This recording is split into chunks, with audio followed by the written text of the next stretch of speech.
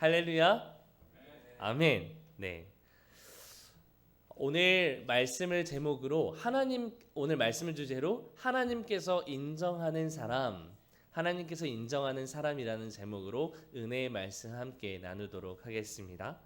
사람이라면 누구나 존재하는 욕구가 하나 있어요. 그 욕구 중에 하나가 뭐냐? 오늘 제목에서처럼 인정이라고 하는 욕구입니다. 인정.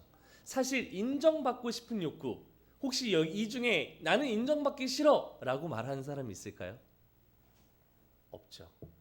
인정뿐만이 아닙니다. 네 가지 제가 단어를 한번 여러분에게 키워드로 내드릴 거예요. 이 키워드가 다 내가 받기 싫은 것인지 한번 떠올려 보세요. 스스로에게. 자, 첫 번째, 사랑입니다. 두 번째, 인정입니다. 세 번째, 칭찬. 네 번째, 존경. 이 네 가지 다 인간이 너무나도 받고 싶어하는 욕구입니다. 이것은 인간이 품으려고 하지 않아도 우리의 본능상, 본성상 우리는 갖고 싶고 받고 싶어하는 내재되어져 있는 욕구이기 때문에 늘 우리는 받고 싶어 한다라는 거예요. 왜요? 이걸 통해서 사랑과 칭찬과 인정과 존경을 통해서 내 존재를 확인할 수 있습니다. 내가 살아있음을 느낄 수 있어요. 그리고 내가 소중한 사람이라고 하는 이 감정을 느낄 수가 있습니다. 사회 속에서 내가 가치 있는 사람이구나. 인정을 통해, 존경을 통해 우리는 느낄 수 있습니다.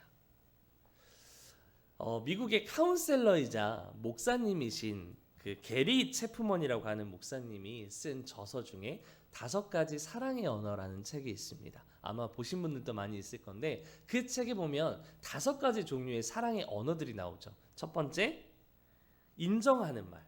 두 번째, 함께하는 시간. 세 번째, 선물. 네 번째, 봉사, 희생. 또는 5번째, 스킨십입니다. 저는 이 책을 읽고 나서 저에게 맞는 사랑의 언어는 딱 2가지라고 생각을 했어요. 함께하는 시간, 그리고 스킨십이라고 생각을 했습니다. 저는 좋아하거든요. 그래서 저희 아내에게도 그런 얘기를 했어요.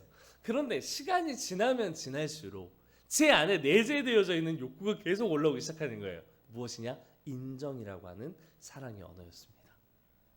아내를 만날 때 저는 인정받기 위해서 나의 잘함을, 나의 멋짐을, 나의 모든 행위들을 아내에게 인정받으려 했습니다. 자녀에게는요, 내가 아빠라는 사실을, 내가 아빠여서 너를 정말 잘 케어하고 있어라고 하는 이 인정받고 싶은 마음이 들었습니다. 저희 부모님에게는요, 내가 목사가 되었고 이제 담임 목회를 하고 그 모든 것 가운데 나는 이제 떳떳한 성인이 되었고 이것을 인정받고 싶어 했습니다. 사람들에게는요, 성도들에게는요, 내가 대학원을 다니고 내가 정말 지금 너무나도 바쁘게 살아가고 있고 이 모든 시간들을 인정받고 보상받고 싶어하는 욕구가 점점 자라더라는 거예요. 왜 그렇지? 왜 그럴까? 계속해서 되뇌이고 또 되뇌었지만 결론은 계속해서 인정받고 싶은 욕구가 내 안에 치밀어 오는 것, 그것이 나라고 하는 존재다라는 걸 깨닫게 된 겁니다. 그러나 우리가 우리의 욕구대로 사랑을 받고 싶고 인정받고 싶고 칭찬받고 싶고 존경받기 위해서 우리는 노력합니다. 그렇죠? 그리고 사랑받기 위해서 우리는 누군가에게 집착을 하죠. 저는 아닌 줄 알았어요. 그런데 제 3자의 입장에서 저희 부모님이 저에게 이런 얘기를 하더래요. 넌 아내에게 집착하고 있어. 근데 제가 어느덧 그러고 있더라고요. 사랑에 목말라서, 사랑에 갈급해서 그 사랑받고 싶어서 지나치게 그 사랑을 요구하고 있는 제 모습을 보게 됐습니다. 그런데 중요한 게 있어요. 우리가 사랑이나 인정이나 칭찬이나 존경에 대해서 지나치게 분에 넘치게 집착하면 할수록 우리에게 찾아오는 게 있습니다. 뭐냐? 고통이라고 하는 결과예요. 참 아이러니하지 않나요? 사랑하고 싶은데, 사랑받고 싶은데, 인정받고 싶은데, 칭찬받고 싶은데, 존경받고 싶은데, 이건 누구에게나 있는 욕구잖아요. 그런데 이것을 지나치게 찾다 보면 우리에게 뭐가 찾아오냐? 고통이라는 결과가 찾아온다는 거예요. 한번 살펴볼까요?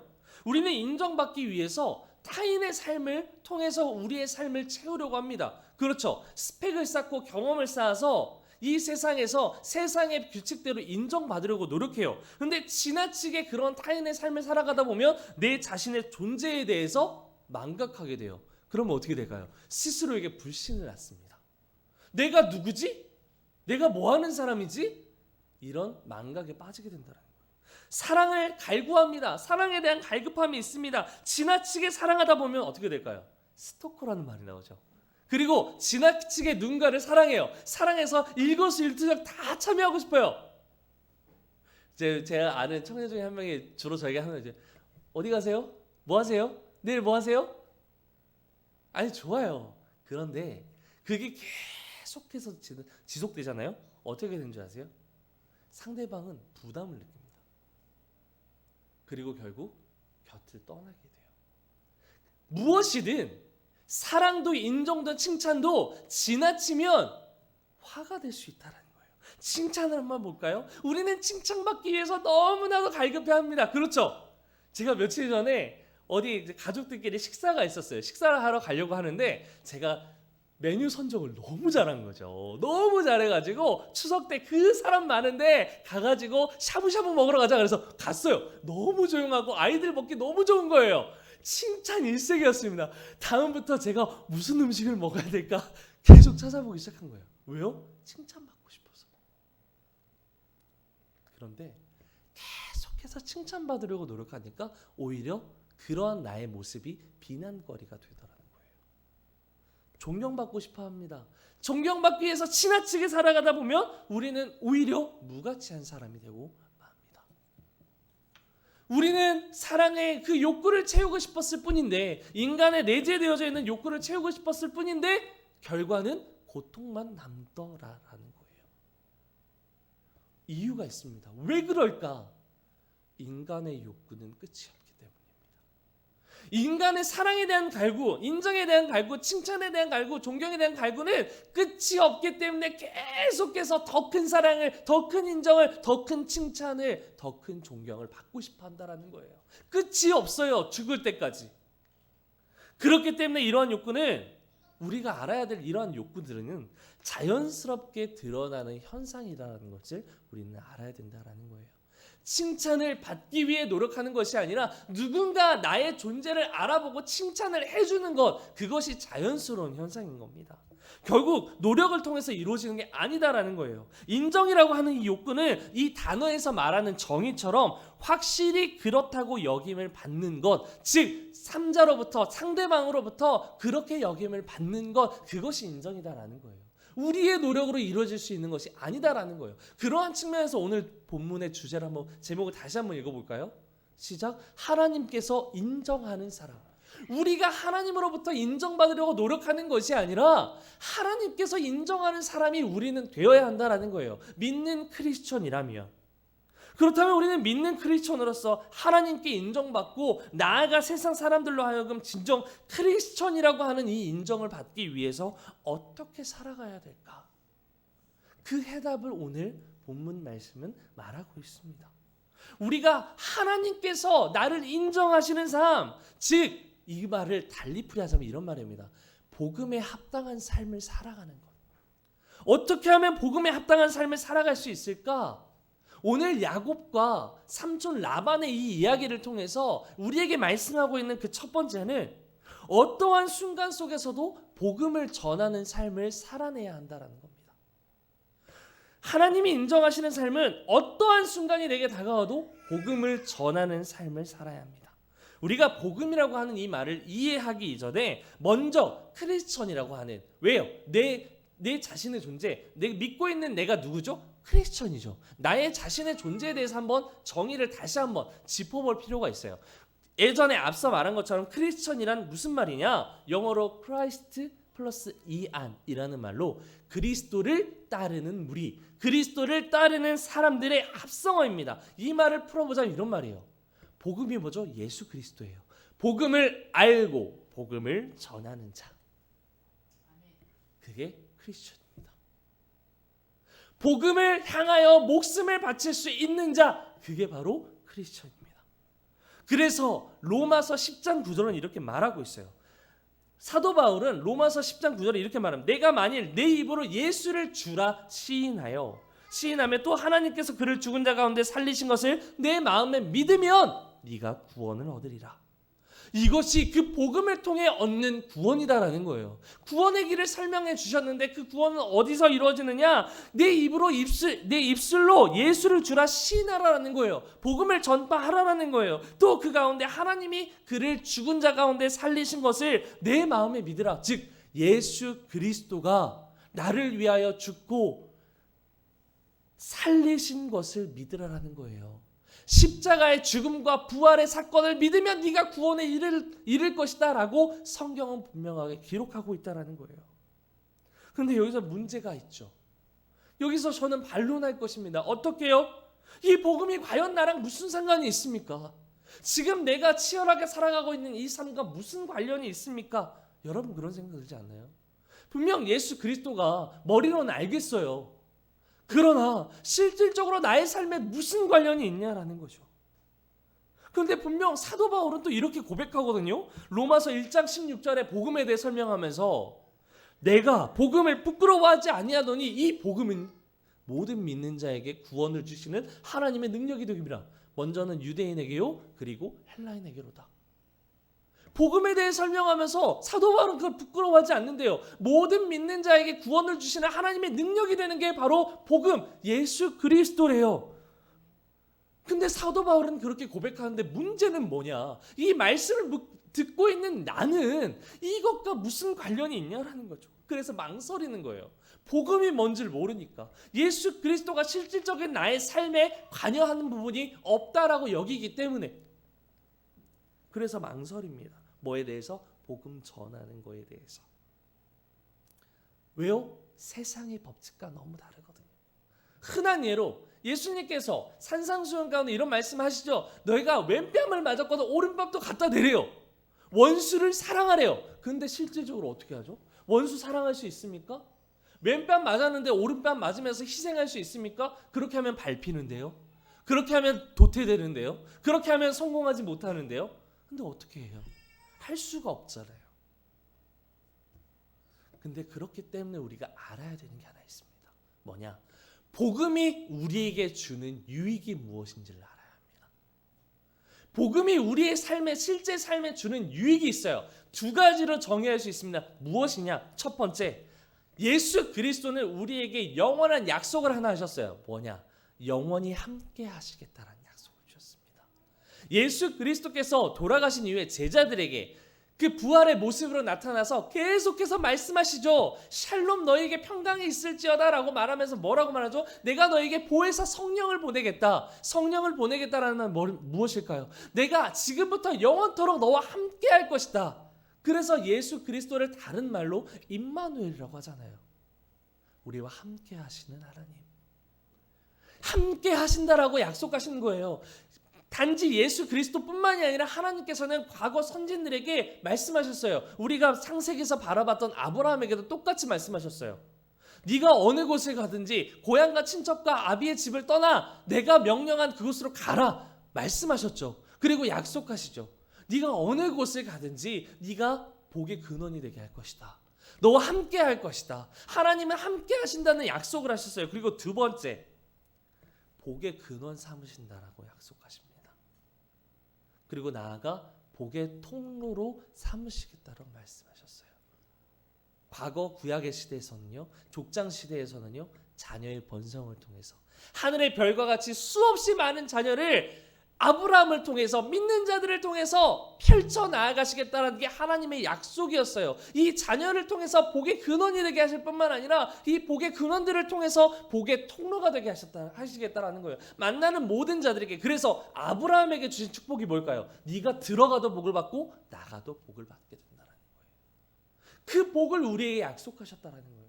복음이 우리의 삶에 주는 유익이 무엇이냐? 늘 복음을 우리가 믿으면 예수 그리스도의 그 십자가 안에 거하면 우리는 하나님과 함께 하심을 받을 수 있어요. 느낄 수 있어요. 바람이 어디서 왔다가 어디로 가는지 알지 못하지만 우리는 느낄 수 있잖아요. 예수 그리스도 보이지 않습니다. 하나님 보이지 않아요. 하지만 우리가 말씀 가운데 십자가 앞에 나아갈 때 우리가 예배 가운데 나갈 때 하나님의 임재가 우리와 함께 하신다라는 걸 우리는 경험할 수 있다라는 거예요. 이게 하나님께서 우리에게 주시는 유익입니다. 하나님이 함께 하심으로 우리에게 준 유익이 뭘까? 그 함께 하시기 때문에 우리에게 소망이 있는 거예요. 함께 하시기 때문에 우리에게 평안이 있는 거예요. 함께 하시기 때문에 우리가 기뻐할 수 있는 거예요. 여러분의 삶을 한번 보세요. 기뻐할 거 투성입니까? 아닐 것 같은데요. 기뻐할 일 있겠죠. 하지만 기뻐할 일보다는 막막한 현실이 더 앞설 겁니다. 그러나 하나님은 네가 어떠한 순간에 있든지 너와 함께 하심으로 위로와 소망이 되어 주신다라는 겁니다. 이것을 믿으셔야 합니다. 이 함께 하신다라는 약속, 내가 너를 복의 근원 삼아 주시겠다라는 약속, 그 약속 때문에 나는 소망을 품고 우리는 소망을 품고 다시 한번 일어날 수 있는 것입니다. 이 유익을 붙잡고 주어진 상황 속에서 실질적으로 신실하게 살았던 자, 그 사람이 바로 오늘 본문에 나타난 야곱이었습니다. 잠깐 본문의 설명을 하면 야곱은요, 오늘 본문의 말씀 보면 야곱이 이제 형 에서에게 팥죽을 통해서 장자의 명분을 받죠. 근데 이것이 발각이 돼요. 발각이 돼서 이제 도망자 신세가 됩니다. 근데 도망자 신세가 되는데 어머니 라헬이 야곱을 너무 사랑한 나머지 그를 피신시킵니다. 누구에게? 외삼촌 라반의 집에. 그런데 라반의 집에 갔더니 라반의 두 딸이 있는 거예요. 두 딸이 있는데 좀 사는 부유한 집이었어요. 거기를 갔는데 두 딸이 있는데 그 두 딸 중에 막내딸 라헬이라고 하는 이 딸이 너무 사랑스러운 거예요. 한눈에 보기에 너무 아름다운 거예요. 그래서 당장에 가서 라헬을 나의 아내로 삼게 하여 주시옵소서 라고 말하죠. 그런데 보니까 삼촌 라반이 보니까 너무 일하기에도 괜찮아 보이고 이 큰 농장을 운영하기에 너무 일손이 부족한 거예요. 그래서 꾀를 내어냅니다. 뿐만 아니라 아직 맏딸, 첫째 딸이었던 레아가 시집을 안 갔거든요. 그래서 외삼촌 라반이 생각을 합니다. 그래, 내가 라헬을 줄게 하고 속임수로 레아와 동침을 하게 합니다. 그래서 7년 동안, 또 7년 동안, 즉 14년 동안 그곳에서 노역 생활을 합니다. 마치 노예처럼 생활을 해요. 그래서 결국 얻은 아내가 라헬입니다. 그래서 야곱의 아들들이 12아들이 탄생한 비화가, 그 비화의 스토리가 나타나게 된 겁니다. 아무튼 오늘 본문에 보면 야곱이 이제 사랑하는 아내 라헬을 통해서 드디어 아들을 낳은 거예요. 누구? 요셉을 낳습니다. 요셉을 낳아요. 정말 사랑하고 기다렸던 그 사랑의 결실체였던 다른 아들들이 많이 있지만 11번째 아들인 요셉을 얻게 된다라고 하는 그 장면이에요. 그 요셉이 낳았을 만큼 어떻게 됐을까요? 그의 부와 그의 자손들이 너무나도 많이 생겨났겠죠. 그러나 그 결실이 일어났을 때 이제 라반이 삼촌 라반의 집을 떠나 독립하기를 원합니다. 자신이 거주할 땅을 향해서 가기 위해서 라반에게 말하고 있는 장면이 오늘 본문의 말씀입니다. 그런데 야곱은 그 14년의 노역 생활 가운데 계속해서 붙잡고 있었던 게 하나 있었어요. 무엇이었느냐? 신실하게 이루시는 하나님의 약속을 끝까지 붙잡았다는 거예요. 그가 노역 생활을 할지언정 끝까지 그를 복의 근원 삼으시겠다라는 장자의 명분을 허락하시겠다라는 그 약속을 놓치지 않았다라는 거예요. 그래서 그 7년이라는 시간, 14년이라는 시간이 힘들지 않았던 거예요. 꿋꿋하게 버틸 수 있었던 거예요. 야곱이 라헬을 얻기까지 그 14년의 노역 생활 속에서 꾸준히 그 세상 속에서 하나님의 뜻을 바라보고 성실하게 그 일들을 감당합니다. 그런데 여기서 놀라운 결론이 하나 나요. 오늘 본문의 27절을 보면 라반이 이제 야곱에게 이렇게 말합니다. 여호와께서 너로 말미암아 내게 복 주신 줄을 내가 깨달았다. 이 말을 한번 풀어보면 이런 말입니다. 세상이 너를 인정하기 시작했다. 세상이 그를 인정하기 시작했다. 은혜가 되지 않습니까? 야곱은 계속해서 하나님의 뜻을 쫓아 성실하게 그 일을 감당했습니다. 세상 속에서 하나님의 뜻을 쫓아 늘 그 복음에 비추는 그런 삶을 살아냈다라는 거예요. 끊임없이 그 자리에서 그 노역 생활을 하며, 그런데 그 결과 삼촌 라반으로부터 인정받기 시작합니다. 그래서 그를 붙잡기 시작합니다. 내가 나를 사랑스럽게 여기거든 그대로 있으라. 아쉬운 거예요. 그가 일을 너무 잘하거든요. 최선을 다해서, 하나님이 누군지는 잘 모르겠으나 최선을 다해서 그 복음을 전해준, 복음대로 살아온 그 야곱을 보니 너무 아깝거든요. 그래서 과연 네가 나를 불쌍히 여기거든 이 일을 계속 맡아달라라는 거예요. 근데 우리는 여기서 점검해봐야 할 질문이 하나 있습니다. 나는 과연 야곱처럼, 나는 크리스천으로서 내가 인정받기 위해 우리는 무엇을 전하고 있는가? 입니다. 과연 나는 복음에 비춰서 크리스천으로서 그 크리스천의 이름에 합당하게 삶을 살아내고 있는가? 아니면 내 스스로를 높이기 위해서, 내가 인정받기 위해서 오늘도 아등바등 살아가고 있는가? 우리는 반드시 점검해야 합니다. 그러한 우리의 뜻이 복음 앞에 온전히 섰을 때 하나님은 나를 통하여 세상이 우리를 크리스천으로 인정하기 시작합니다. 이것으로부터 복음은 시작할 수 있습니다. 오늘 본문의 말씀을 잘 듣고 그 말씀대로 야곱처럼 내게 주어진 상황 속에서, 환경 속에서 어떻게 하면 예수 그리스도의 삶을 비출 수 있을까? 내가 작은 예수가 되어 어떻게 하면 예수 그리스도께서 이 땅 가운데 만인을 구원하시기 위하여 어떻게 섬기고 희생하셨는가를 기억하며 그 뜻대로 살아가기를 소망하며 하나님의 뜻을 발견하는 저와 여러분들이 되시기를 주님의 이름으로 소망합니다. 이제 하나님께서 인정하시는 삶 그 두 번째를 보면요. 두 번째는 어떠한 유혹 속에도 우리는 섬기는 자로 살아야 한다라는 겁니다. 오늘 본문 28절로 30절에 보면 이제 라반이 이렇게 말을 해요. 내 품삯을 정하라. 그가 가겠다고 말하니까 이제 회유하기 시작하는 거예요. 세상으로서 내가 품삯을 줄게. 이전에 노역 생활할 땐 품삯을 안 줬거든요. 그래서 품삯을 줄게. 아니 더 높은 연봉을 너에게 줄게 라고 제시를 하는 겁니다. 그런데 여기서 놀라운 사실이 하나 있어요. 야곱에게 이 찾아온 유혹 속에서 분명 야곱은 긴 시간 동안 섬기는 자로 있었습니다. 그렇죠? 어떠한 불만과 불평 없이 그 14년 동안 하나님의 뜻을 이루기 위하여 참고 또 섬기는 자가 되었습니다. 그런데 여기서 섬기는 자의 특징이 하나 있습니다. 무엇이냐? 섬기는 자의 특징은 더 큰 야욕을 바라지 않는다라는 거예요. 자, 삼촌 라반이 야곱에게 왜 이런 제안을 했을까요? 왜 내 품삯을 정하라 라고 말을 했을까요? 그를 붙잡아 두기 위함이었습니다.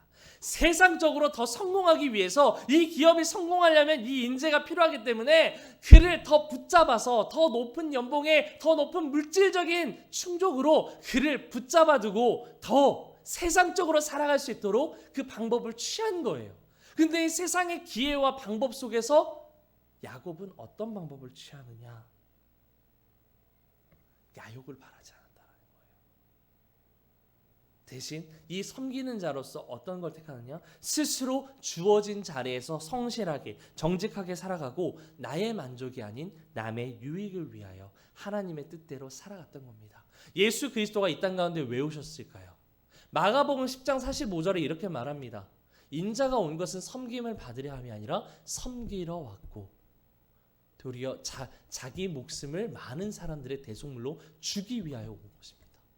예수님이 이 땅 가운데 오셔서 한 일은 무엇이냐? 섬김을 받기 위해서 높은 자리, 왕의 자리, 이스라엘의 왕의 자리로 오르신 것이 아니라 더 낮은 자리, 어떻게 하면 더 낮은 자리에서 고아와 과부를 돌볼 수 있을까? 불평등한 세상 가운데 어떻게 하면 그들을 돌보고 그들을 치유하고 하나님의 뜻 가운데 구원할 수 있을까? 이것을 생각했던 것입니다. 즉 예수 그리스도의 삶은 섬김 그 자체의 삶이었다라는 거예요. 그러나 그것을 야곱은 그대로 실현하고 있습니다. 주어진 자리에서 최선을 다합니다. 삼촌 라반의 집이 잘 운영되기 위하여서 최선을 다해서 그 자리를 섬겼습니다. 그러나 이 기회가 찾아왔을 때 자신이 높아질 수 있는 상황 속에서 더 큰 야욕을 바라지 않았습니다. 어떻게 그렇게 할 수 있었을까? 그 목표가 늘 하나님께 있었기 때문입니다. 우리는 질문해야 합니다. 우리의 삶에서 우리의 삶의 성공을 놓고 볼 때 우리는 무엇에 목표를 두고 살아가고 있는지, 무엇에 목표를 들고 삶을 살아내고 있는지, 내가 크리스천으로서 어디에 눈을 대고 초점을 맞추고 목표를 두며 살아가고 있는지, 과연 그것이 나의 유익과 만족을 위해 세상을 향하여 이기적인 자의 모습으로 경쟁 대열에 서 있는지, 아니면 세상 가운데 섬기는 자로 살아가기를 소망하고 있는지 우리는 점검해야 합니다. 진정 우리가 예수 그리스도를 따르는 사람들, 크리스천이라면 우리는 그리스도께서 먼저 걸어가셨던 것처럼 늘 섬기는 자의 자리에서, 낮은 자리에서 남의 만족을 위하여, 유익을 위하여 살아내야 합니다. 그것이 바로 우리의 성공의 비결입니다. 그러나 이것은 우리의 힘으로 할 수 없습니다. 그러니 믿음으로 구해야 합니다. 내 안에 내주하시는 성령님으로부터 이기적이고 악한 본성이 깨뜨려지고 새 마음과 새 본성으로 세상을 섬기는 자가 되게 해달라고, 그래서 세상을 비추는, 세상에 참된 세상의 사랑의 빛, 복음의 아름다운 빛을 비추는 사람들이 되게 해달라고, 하나님께 인정받는 믿음의 사람들이 될 수 있게 해달라고 우리는 간구해야 합니다. 그 간구 가운데 하나님이 사용하시는, 하나님께서 인정하시는 진정한 크리스천들이 되시기를 주님의 이름으로 축복합니다. 이제 마지막으로 하나님께서 인정하시는 삶, 그 마지막은 세상의 어떠한 기회와 선택 속에서도 희생하며 살아야 한다라는 겁니다. 자, 본문 마지막을 보면 라반이 이제 그 품삯을 정하라라고 말하면서 이렇게 말합니다. 야곱이 아무것도 필요 없습니다. 내가 여기서 더 이상 머물지 않겠습니다 라고 말할 때, 그러면 라반이 말해요. 이제 그러면 내가 무엇으로 너의 마음을 돌릴 수 있겠느냐? 무엇으로 너의 마음을 돌려서 네가 다시 이곳에서 일할 수 있겠느냐? 라고 말을 해요. 31절에. 그런데 야곱이 이렇게 말합니다. 삼촌께서는 내게 아무것도 주시지 않아도 됩니다. 아무것도 주지 않아도 나를 위하여 이 일을 하나님께서 행하신다면 내가 외삼촌의 양떼를 먹이고 지킬 수 있습니다. 나는 그 일을 또 할 수 있습니다 라고 말을 해요. 근데 여기서 중요한 복음의 철학이 하나 담겨져 있어요. 자, 한번 거슬러 올라가 볼까요? 이 야곱의 할아버지죠. 할아버지, 믿음의 조상 아브라함. 아브라함이 과거에 이제 가나안 땅에 입성하기 이전에 그가 자손이 많아졌을 때 조카 롯이 소돔 땅으로 가게 되죠. 우리가 나눠지면서 롯의 자손들이 이 소돔 땅에 거주하며 살아가게 됩니다. 그런데 그것이 너무 악했거든요. 그래서 그 땅을 하나님께서 심판하시기로 작정하셨는데, 그런데 그때 포로로 잡힌 이 조카 롯을 구출하기 위해서 이 소돔성을 구출하는 이 과정 중에서 무엇이 발생을 하느냐? 노획물을 얻게 돼요. 사람들만 구출한 게 아니라 그 소돔 땅에서 구출한 노획물이 있다라는 거예요. 재물과 재산들이 있었다라는 거예요. 그런데 여기서 아브라함은 그 노획물을 취하지 않습니다. 분명 이 노획물은요, 그냥 갈취한 게 아니라 소돔 왕으로부터 부여받은 거예요. 소돔 왕이 이 아브라함에게 준 거예요. 그런데 이걸 취하지 않았어요. 왜요? 이걸 통해서 네가 아브라함, 믿음의 조상 아브라함이 아닌 옛날 과거에 하나님을 쫓아 살아가지 않았던 죄인이었던 아브라함의 모습으로 다시 기억할까 봐 이 노획물을 취하지 않은 겁니다. 즉 무엇이었느냐? 아브라함의 행동은 모든 부의 원천이 되시고 부욕해 하시는 분은 하나님이시다라는 분명한 기준이 있었다라는 거예요. 그 기준이 있었기 때문에 돈에 의해서 내가 움직이는 사람이 아닙니다. 돈의 모든 원천은 하나님 여호와로부터, 부의 부요함을 하나님께로부터 옵니다라는 것을 굳건하게 지키며 살아갔기 때문에 그 제안으로부터 거절할 수 있었다라는 거예요. 그런데 오늘의 본문의 야곱 역시 마찬가지입니다. 라반이 품삯을 정하라고 하니까 계속해서 붙잡으니까 뭐라고 말하냐면, 야곱이 이렇게 말하거든요. 양떼들 중에서, 염소와 양떼들 중에서 아롱지거나 점 있는 것 또는 검은 것이 있는 그 양들을 내게 주소서라고 말을 해요. 그런데 우리가 일반적으로 생각할 때 아롱지거나 점 있는 것, 검은 양들은 보편적으로 생각하는 일반적인 양과 염소와는 거리가 멉니다. 즉 쉽게 말하자면 양을 우리가 먹고 사고 파는 그 모든 일에 주류의 양이 아니라는 거예요. 쓸모없는 양, 누구도 찾지 않는 양, 그 양을 내게 달라고 이야기한 겁니다. 무엇을 느낄 수 있을까요? 이 야곱의 태도에서는 돈이 중요해서 이 말을 하는 게 아니다라는 거예요. 그 품삯을 내가 받기 위해서 이 말을 하는 것이 아니다라는 거예요.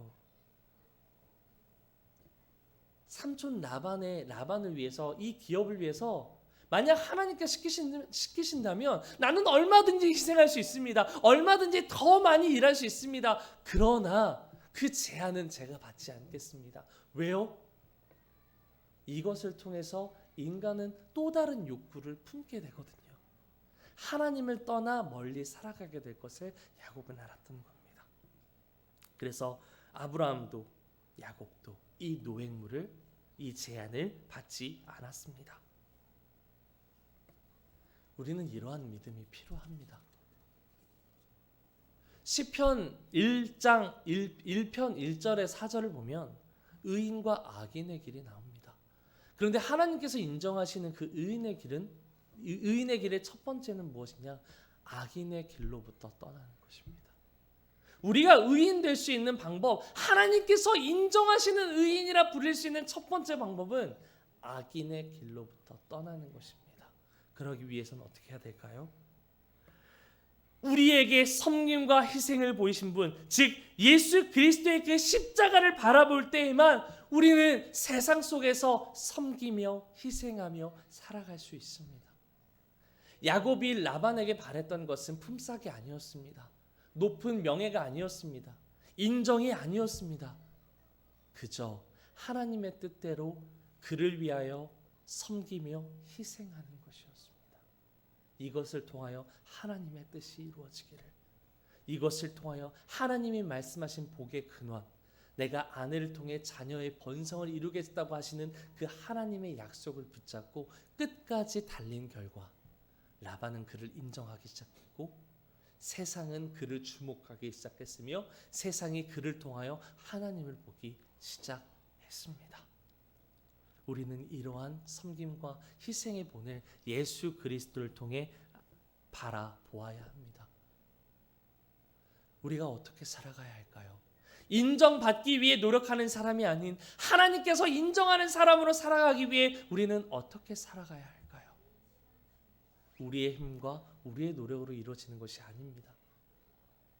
우리가 예수 그리스도의 그 십자가를 바라보며 끊임없이 예수 그리스도가 살아갔던 그 삶처럼 희생과 봉사와 섬김의 삶을 살아갈 때 우리는 하나님께로부터 인정받는 사람, 세상이 그를 인정하는 그러한 인정받는 사람이 될 수 있습니다.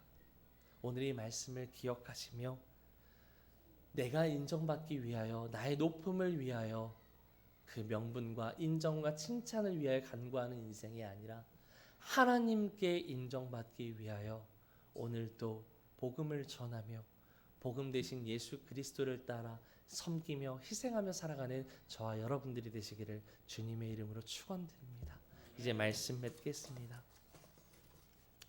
제가 오늘 말씀을 맺으면서 참 마음에 많은 사실 회의감도 들었고 그 가운데 참 감사한 것들이 있었습니다.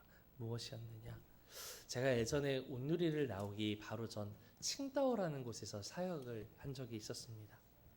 네, 그곳에서 저는 목회자로서 경험할 수 있는 가장 혹독한 시간들을 보냈는데 저는 그게 목회자들 사이에서 있었던 건지는 몰랐는데 제가 소위 말하는 왕따를 당해 본 적이 있습니다. 목회자들 사이에서.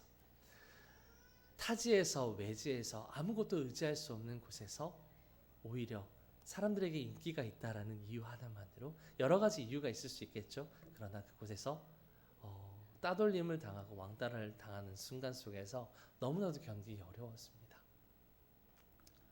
그래서 하나님 앞에 간구했습니다. 주님, 어떻게 해야 될까요? 주님, 내가 사람들에게 인정받으려고 노력한 것도 아닌데 사람들은 나에게 다가왔고 그 가운데 이러한 상황들이 벌어졌습니다. 어떻게 해야 할까요? 하나님을 보기 시작했습니다. 그런데 하나님께서는 그곳에서도 지금에 이르기까지 모든 역경과 고난 속에서도 주님은 늘 한결같이 제게 이런 말씀을 하셨습니다. 창수야, 내가 너와 함께 있다. 내가 너와 함께 할 것이다.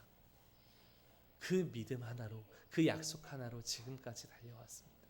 그 약속 하나로 어떻게 해서든 목숨을 바쳐서든 예배를 지키기 위하여, 예배를 세우기 위하여 지금 이 자리까지 달려왔습니다. 그 결과 하나님께서는 그 믿음을 보셨고 그 믿음을 사용하셔서 양적인 영적인 부흥을 일으키셨습니다. 그 결과 하나님 작년에 이루었던 그 모든 사역지에서 청년들의 부흥을 일으키셨고 그 가운데 예배를 세우셨습니다. 이것은 나의 노력이 아닌 하나님의 은혜로 된 것입니다. 제가 이렇게 하나님을 고백할 수밖에 없는 그 이유, 하나님께서 나라는 이 존재를 인정하고 사용하실 수밖에 없는 이유, 그것은 딱 하나, 따지지 않고 묻지 않고 하나님을 바라보고 그 뜻대로 살아가려 아둥바둥 살아가기 때문입니다. 여러분, 우리의 노력으로 결코 우리는 하나님께 인정받을 수 없습니다. 우리에게 필요한 것은 우리의 입술은 늘 복음을 전하는 삶이 되어야 합니다. 늘 예배를 사모하는 인생이 되어야 합니다. 늘 예배의 길을 쫓아 우리의 발걸음을 이동하는 그러한 발걸음이 되어야 합니다. 어느 곳에 있든지 늘 하나님의 마음으로 내 이웃을 사랑하는 마음으로 사랑하며 섬기며 희생해야 합니다. 비록 그 상대방이 고아와 같은 모습을 하고 있을지라도, 비록 내가 보기에 내 기준에 미치지 않는 사람이라 할지라도 우리는 하나님의 마음으로 품고 그를 긍휼히 여겨야 합니다. 그를 사랑해야 합니다. 그 가운데 하나님의 사랑은 나의 삶의 실제가 될 수 있습니다. 오늘 이 믿음의 고백이 저와 여러분의 믿음의 고백이 되었으면 좋겠습니다. 그래서 한 주간 살아가는 동안 늘 예수 그리스도의 삶을 함께 따라 살아가며 하나님께 인정받는 사람, 하나님께 택함 받은 믿음의 사람들 다 되시기를 주님의 이름으로 축원드립니다.